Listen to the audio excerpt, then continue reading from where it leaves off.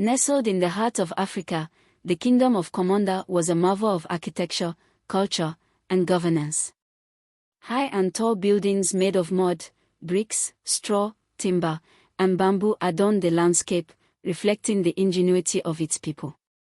Kamunda was ruled by a young, wise, and charismatic king whose bravery and foresight had earned him the unwavering loyalty of his subjects. Under his rule, Kamunda thrived as a beacon of power and prosperity among neighboring kingdoms. Despite Kamunda's greatness, envy and resentment brewed in the hearts of neighboring rulers. Among them was King Zubri, a man embittered by the enslavement of his family years ago by Kamunda's previous ruler. Driven by vengeance, Zubri plotted an attack on Kamunda, determined to reclaim his family's honor and exact revenge on the kingdom. When news of Zubri's impending attack reached the young king of Kamunda, he chose diplomacy over war. He sent emissaries bearing gifts of gold, rare spices, and fine textiles to Zubri, seeking to resolve their differences peacefully.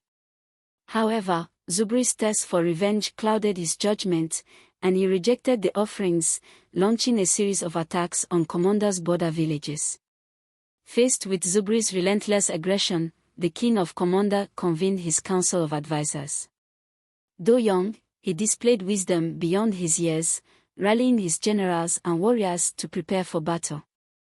He promised his people that he would protect their lives and their land at all costs, a vow that further cemented their trust and loyalty. The armies of Kamunda and Zubri clashed on the battlefield in a fierce and bloody conflict. Kamunda's warriors, known for their skill and discipline, fought valiantly under the king's leadership. The young king led from the front, his courage inspiring his troops to push forward despite the odds. After weeks of intense fighting, Kamunda emerged victorious. The neighboring kingdom was subdued, and its lands were annexed, further expanding Kamunda's territory. The young king decreed that the conquered people would be treated with fairness and dignity, earning him the respect of both his subjects and the vanquished. Following the war, the king addressed his people, reaffirming his commitment to their safety and prosperity. His words resonated deeply, and his subjects hailed him as a ruler who not only protected them but also sought to unify and uplift all under his reign. A year after the conquest, rumors reached the king's court of a brave and beautiful female warrior named Naya. A descendant of a once powerful kingdom that had been absorbed into Kamunda, Naya had rallied her people and was plotting to reclaim her lost heritage. Her reputation for courage and leadership spread like wildfire, capturing the attention of the young king. Through his network of spies, the king learned of Naya's plans. Determined to prevent another uprising, he ordered the capture of Naya and her followers. They were brought to the capital and sentenced to work as servants in the grand, magnificent palace, a fate meant to break their resolve. Despite her imprisonment, Naya remained steadfast in her defiance.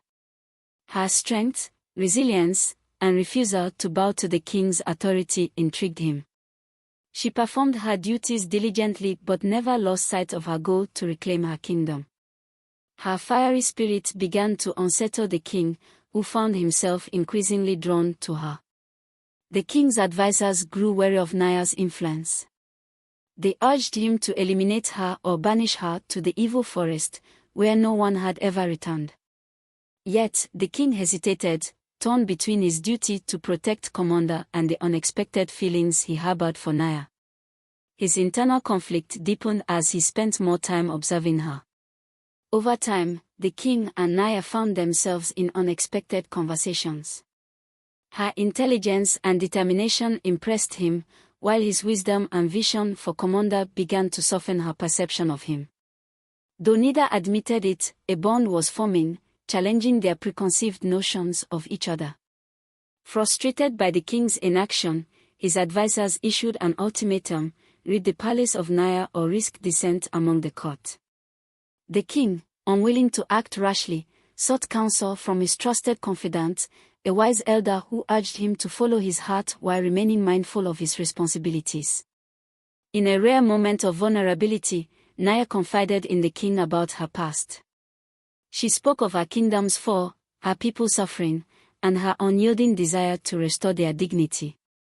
Her words resonated with the king, who began to see her not as an enemy but as a kindred spirit fighting for her people. Realizing they shared a common goal of protecting their people, the king proposed an alliance. He offered Naya a chance to lead her people within Kamunda's borders, granting them autonomy under his rule. Though skeptical, Naya agreed, recognizing the potential to rebuild her community without further bloodshed. The alliance marked the beginning of a new chapter for Kamunda. Naya and her people integrated into the kingdom, bringing their unique skills and culture. The king and Naya worked together to address the challenges of unification, fostering mutual respect and understanding. As they collaborated, the king and Naya's bond deepened. Their shared experiences and mutual admiration blossomed into love, though they kept their feelings private. Their union symbolized the merging of two worlds, setting an example for their people. Just as peace seemed within reach, a new threat emerged. A coalition of rival kingdoms, alarmed by Kamunda's growing power, began plotting an invasion. The king and Naya prepared to lead their people in defense of their land, their love giving them strength and resolve. The coalition's forces descended upon Kamunda in a massive assault. The king and Naya fought side by side, their combined leadership and bravery inspiring their warriors to repel the invaders. The battle was fierce, but Kamunda's unity and resilience ultimately secured victory. With the threat neutralized, the king and Naya turned their attention to rebuilding and strengthening Kamunda. Their partnership ushered in an era of peace and prosperity, marked by cultural exchange and mutual respect among all of Kamunda's inhabitants. On a serene evening under the starlit sky, the king proposed to Naya, pledging to stand by her side as both a ruler and a partner. Their union was celebrated throughout Kamunda, symbolizing the power of unity and the triumph of love over conflict. Together, the king and Naya embarked on ambitious projects to develop Kamunda further.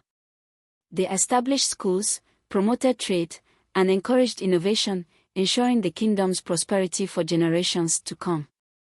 The king and Naya honored the memory of those who had fought and sacrificed for Kamunda's future. They erected monuments and held annual ceremonies to remind their people of the importance of unity and resilience. As Kamunda flourished, the king and Naya prepared the next generation to lead. They mentored young leaders, instilling in them the values of courage, wisdom, and compassion. Under their rule, Kamunda became a beacon of hope and prosperity. The story of the young king and the brave warrior who overcame their differences to build a united kingdom inspired neighboring lands, leaving a lasting legacy of peace and unity. Despite the harmony in Kamunda, whispers of dissent began to emerge. A faction within the newly integrated territories felt that their culture was being overshadowed, and tensions started to simmer beneath the surface. The king called a council meeting to address these concerns. Some advisors argued for stricter measures to suppress dissent, while others urged a more diplomatic approach. Naya, advocating for understanding and dialogue, became a key voice in the discussions. Amidst the growing unrest, a mysterious stranger arrived in Kamunda's capital. Cloaked in secrecy, the stranger claimed to have knowledge of a hidden alliance forming among discontented factions in Kamunda and the neighboring kingdoms. His warning unsettled the king and Naya, who suspected the stranger might have ulterior motives. Was he a friend or foe? The stranger revealed fragments of his past, claiming he was once an advisor to King Zubri before the fall of the neighboring kingdom. He painted a vivid picture of betrayal within Kamunda's ranks. Naya's suspicion deepened, and she launched her own investigation, unearthing secrets from Kamunda's history that challenged the king's understanding of his kingdom's foundation. As tensions escalated within Kamunda, whispers of betrayal reached the ears of the king. Even his trust in Naya began to waver as doubts sowed by the mysterious stranger threatened to fracture their bond. The once united council started showing cracks, with factions vying for power and influence. Determined to prove her loyalty and protect the kingdom, Naya embarked on a secret mission to infiltrate the rebel factions. Posing as a disillusioned warrior, she worked her way into their inner circle, uncovering startling truths about the rebellion's funding and plans. Meanwhile, the stranger's influence grew within the palace. Trusted advisors began to question the king's decisions, and a plot to dethrone him quietly gained momentum. The king, increasingly isolated, sought solace in his memories of simpler times. Naya discovered that the rebellion was being orchestrated by an exiled noble family seeking revenge against the crown. The family had deep ties to Kamunda's history, claiming their rightful place on the throne had been usurped generations ago. This revelation threw her loyalty into sharper focus. Naya returned to the palace, revealing her findings to the king. Together, they devised a plan to expose the rebels and restore stability. The king's decision to trust her despite the rising tide of suspicion marked a turning point in their relationship. The mysterious stranger's identity was finally revealed. He was a former general of King Zubri who had defected after the fall of his kingdom. While his motives seemed self-serving, his knowledge of Kamunda's vulnerabilities proved invaluable in the fight against the rebels.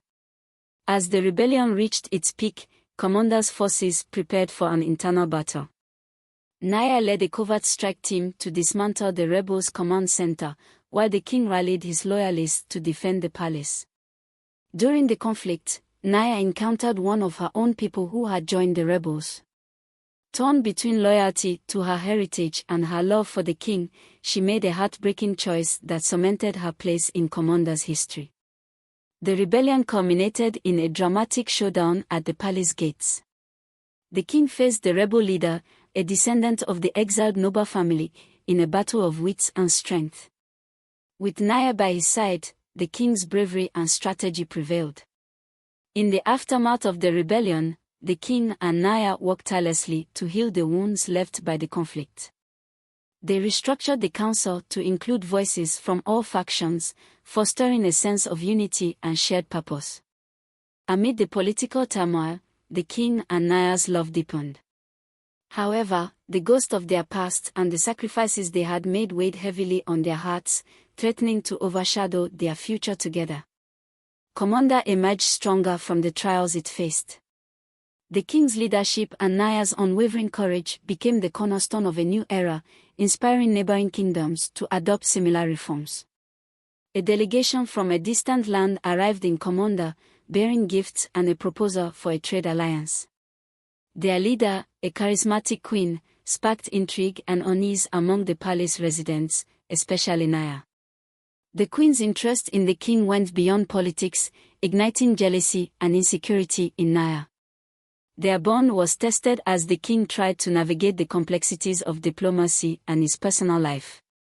The foreign queen's true intentions were revealed. She sought to destabilize Kamunda to expand her own empire. Naya uncovered her plot and, alongside the king, thwarted the queen's plans, solidifying their bond once more. Amid the chaos, the king and Naya welcomed their first child, a symbol of hope and renewal for Kamunda. The birth of their heir united the kingdom in celebration, rekindling a sense of purpose and pride among the people. Despite the joyous occasion, a new threat loomed on the horizon. The remnants of the rebel faction regrouped, forging an alliance with a powerful mercenary group. The king and Naya embarked on a diplomatic mission to prevent the mercenaries from joining forces with the rebels. Their journey was fraught with danger, but their shared determination carried them through. The mercenaries, insulted by the king's refusal to meet their demands, launched an attack on Kamunda. The kingdom's defenses were tested like never before, with Naya taking a pivotal role in organizing the resistance. The mysterious stranger reappeared, offering his aid in Kamunda's hour of need. Though his loyalty remained uncertain, his knowledge of the mercenaries' tactics proved instrumental in securing victory. Kamunda emerged victorious once again, but not without cost. The king and Naya vowed to continue their work to ensure the kingdom's safety and prosperity, knowing that the path to peace would always be fraught with challenges.